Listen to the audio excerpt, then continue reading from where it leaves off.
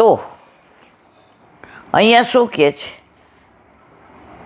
માટે કવિશ્રી કહે છે, ક્ષણિક ચમત્કારોમાં લોભાવું નહીં. આ રાંઝણ મંત્ર વિના આમ કરો ને, આ મંત્ર તંત્ર છોડો. દુનિયાની કોઈ તાકાત, કોઈ મંત્ર એવા નથી. પછી તમને એનામાં શ્રદ્ધા હોય તમે જાઓ તો મને ફોન કરીને મારો ટાઈમ અન્યાશ્રય માટે બગાડશો નહીં. અને ઉપર બતાવેલા નંદદાસીના જીવન એવા પ્રભુની સેવા કરો, સેવો શ્રી કૃષ્ણ કૃપાળ.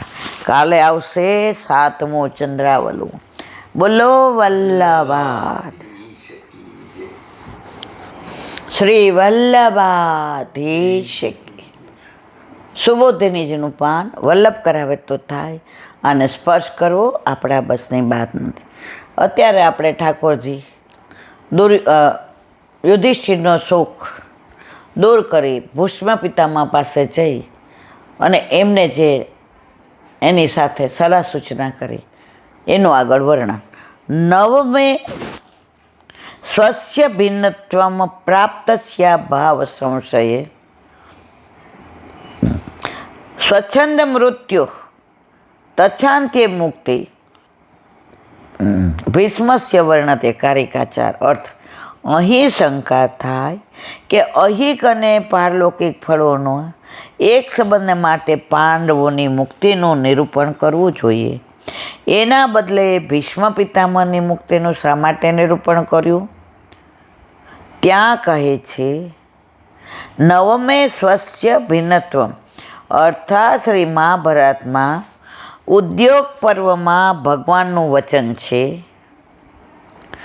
યસ્તાન દ્વેષ્ટિ સમામ દ્વેષ્ટિ, જે મારા ભક્તોનો દ્વેષ કરે છે તે મારો દ્વેષ. ઠાકોરજી એક જ વસ્તુ કહે છે, જે મારા ભક્તોનો દ્વેષ કરે છે ને એ મારો કરે છે. આજે મને કોઈ ઘરમાં બહુ દબડાવે, તમે શું કહો? જે કહેવો હોય મને કહો, એમ ન કહેતા. તો ઠાકોરજી કહે છે તમે આનો દ્વેષ કરશો ને ભક્તોની, મારો દ્વેષ કર્યા બરાબર છે. એટલે ભીષ્મ પિતામહ ભગવાનના ભક્ત પાંડવોનો દ્વેષ કરતા હતા. એટલે એ સ્વકીયથી ભિન્ન અર્થાત અભગવદીય થઈ ગયા. સામે લડતા હતા ને, એટલે ભગવદીયમાંથી ભીષ્મ પિતામહ અભગવદ થઈ ગયા. કેમ? કૃષ્ણને પાંડવો વાલા હતા ને પાંડવોને મારવા માટે સામે હતા, તો હવે ભગવદી નો રહ્યા, અભગવદીય થઈ ગયા. એટલે ભીષ્મ પિતામહની મુક્તિ નહીં થાય એવી શંકા થાય, તે શંકાનું સમાધાન કરવા ઈચ્છા મૃત્યુને વરેલા ભીષ્મ પિતામહની મુક્તિ શાંતિ શા માટે થઈ એવું વર્ણન કરવામાં આવ્યું છે. કારિકા 5. પુરસ્કૃત ધમુસ્તસ્ય જહાદેવ મિતિરિત રાગનો મોહ પ્રસંગ્રાય નિવૃત્તિક્ષોતદેશત. અર્થ, ભીષ્મ પિતામહના ભક્ત દોહરૂપ પાપ અને તેથી થયેલા ભગવત અપરાધને દૂર કરવા ભગવાન સ્વયં એમની પાસે પધાર્યા. ભીષ્મ પિતામહ ગમે એવા હતા પણ દોષ બહુ કર્યા હતા, અપરાધ. દ્રૌપદીએ કેટલી કાલાવેલા કરી, ચૂપ બેઠા રહ્યા. કૌરવો આટલો અન્યાય કરતા હતા, ચૂપ બેઠા રહ્યા. તો હવે એની મુક્તિ થાય એવી શક્યતા જ નહોતી. હવે એને મુક્તિ મળે એવા કોઈ કાર્યો જ નહોતા. પણ જ્યાં ભગવાન સ્વયં પધારે ને ત્યાં બધું શક્ય છે. આપણા ઘરે આપણા માથે આપણા ઠાકોરજી સ્વયં પધાર્યા છે. એટલે આપણે પૂર્વમાં ઘણાય દોષ કર્યા હશે, ઘણાય અપરાધ કર્યા હશે, ઘણા ખોટું બોલ્યા હશું, ઘણા પ્રપંચ કર્યા હશે, પણ પ્રભુ પધાર્યા પછી દોષની નિવૃત્તિ થતાં વાર લાગતી નથી.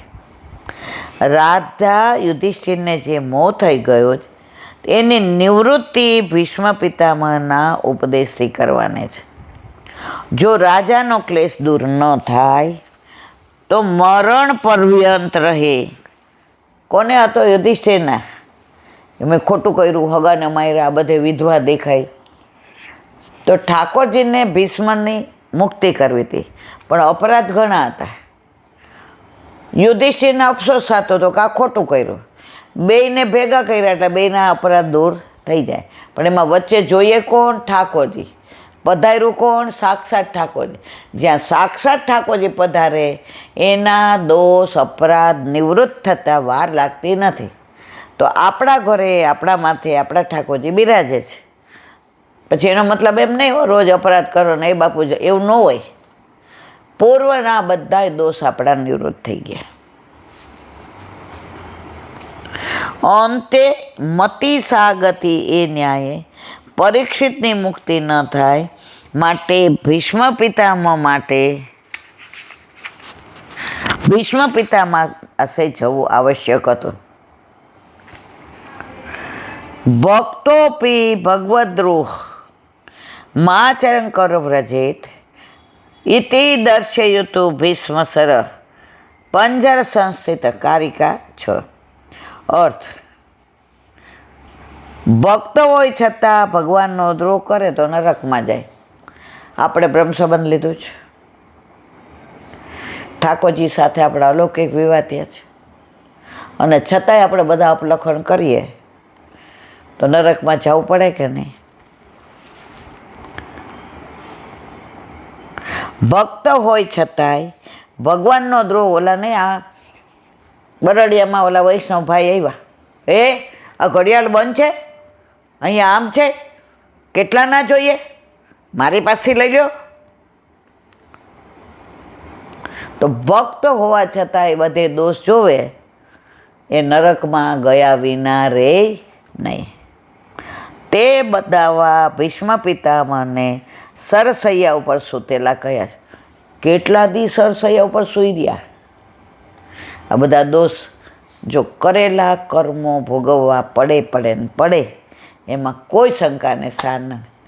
કોઈ એમ કહેતું હોય કે અહીંયા ઘણા એમ કે મારી ઓળખાણ છે, ચિંતા ન કરતા, જે જ કહેતા હતા એ કે કાંઈ એવું થાય ને તો આપણે પહેલાં આપણા મોબાઈલમાં જોઈએ કે કોણ મોટી ઓળખાણવાળું છે, કોણ કામ આવે એવું છે, આને ફોન કરીએ, આને કરીએ, બધાય બહાના કાઢે. છેવટે આપણે શું કહીએ? ઠાકોરજી કરત થાય. પણ પહેલાં તો બધા એ નંબર ગોતી લીધા. જો પહેલાં જ ઠાકોરજી યાદ આવી ગયા તો તમે જ્યાં ફસાણા છો એની ચિંતા કરવાની જરૂર નથી. પણ આ લિસ્ટવાળા યાદ આવ્યા એટલે તમે બ્લેક લિસ્ટ થઈ ગયા. અને આપણે એ જ કરીએ છીએ. એક જણને ફટાકડાનું લાઇસન્સ રદ થયું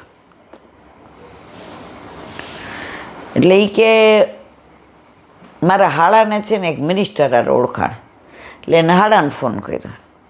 એ કે આવી નાની વાતમાં કહેવાય? તો કે બીજું કોઈ એવું છે? એ કે અહીંયા પૈસાથી પતતું હોય તો જા.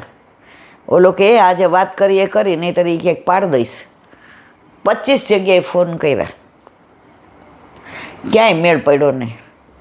અને અન્યશ્રી તો કેવો કુળદેવીને લઈ આવવાની, ચૂંદડી ઓઢાડીને બંગડી પહેરાવીને ન્યાય બધી વિધિ કરી આવ્યા, કાંઈ ન થયું.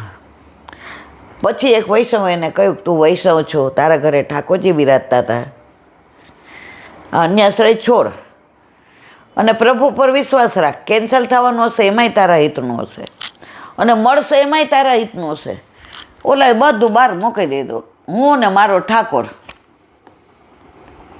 બાજુની દુકાનમાં એવી આગ લાગી, જો આનું લાઇસન્સ કેન્સલ ન થયું હોત ને બધું બળીને ભસ્મ થઈ જાય. મારા વાલા ઠાકોરજી સારું કર્યું, ખોટું કર્યું. પણ અન્યાશ્રય છોડ્યો ને ત્યારે ખબર પડી હો. ત્યાં સુધી તો વાત કરો માં.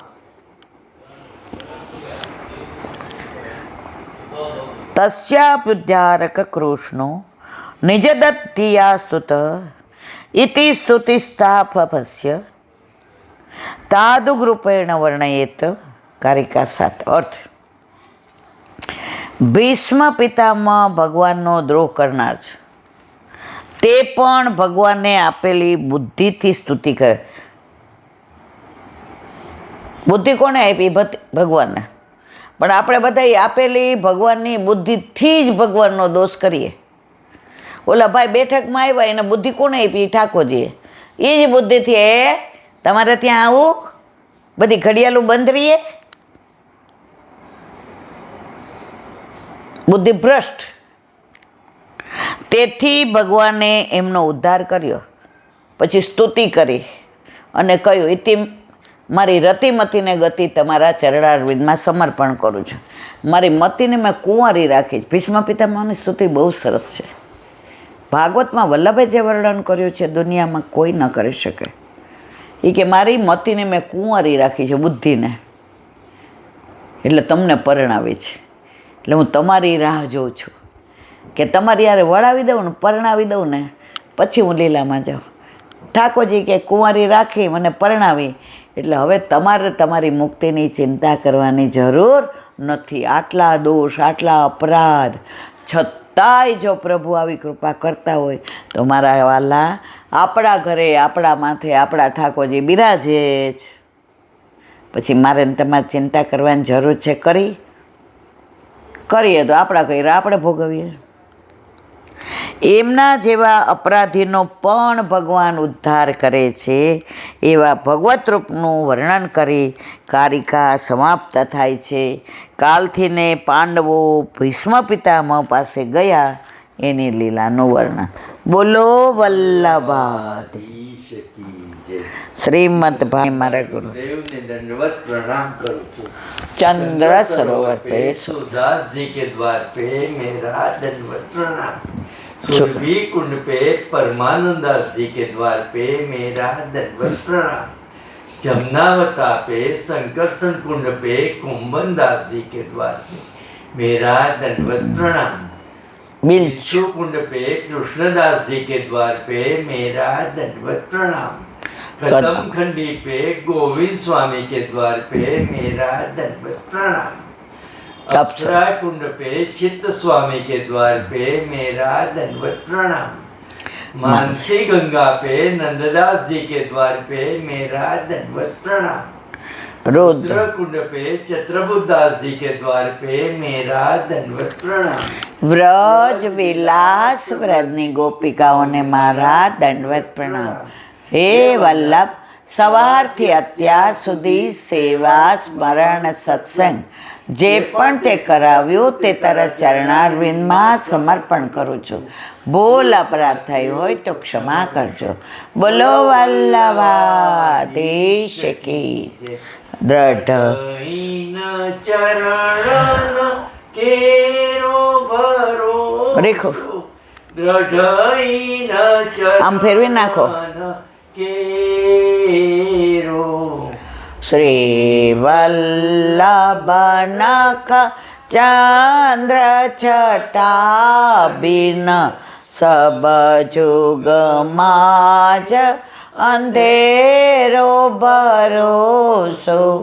દ્રઢ ચરણ કેરો સાધન और नहीं आकली में जासो होय निवेरो.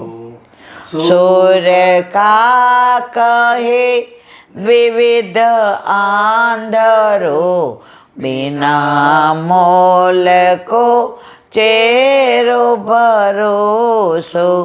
દ્રઢ ચરણ દ્રઢ ચરણ દ્રઢ ચરણ કેરો. શ્રી વલ્લભાધીશ કી જય. સત્સંગ મારા વલ્લભના ચરણારવિંદમાં સમર્પણ કરું છું. ભૂલ અપરાધ થઈ હોય તો ક્ષમા કરજો. અવારા વલ્લભની વાણી અને ભૂલો એ મારે. બોલો વલ્લભાધીશ કી. બધાય વૈષ્ણવને જાજા કરીને જય શ્રી કૃષ્ણ.